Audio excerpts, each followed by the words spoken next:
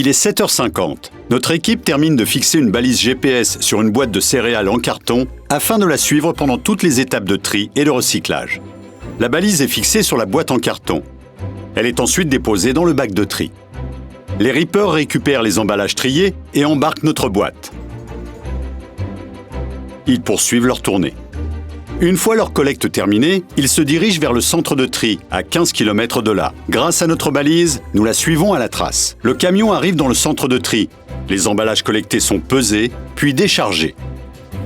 Ils vont être séparés par famille de matériaux au cours de différentes étapes.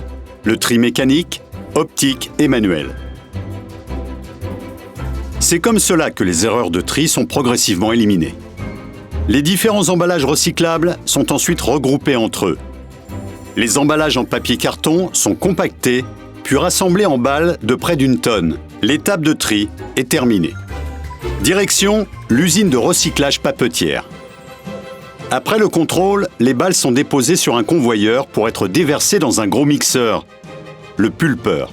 Les emballages papier-carton sont alors brassés en présence d'eau et les fibres sont séparées les unes des autres.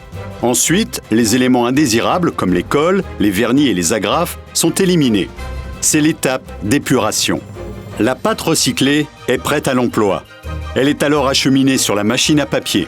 Égouttée, pressée et séchée, la feuille de papier ou de carton est enroulée pour former une bobine. Ce nouveau papier carton est maintenant prêt pour la fabrication de futurs emballages.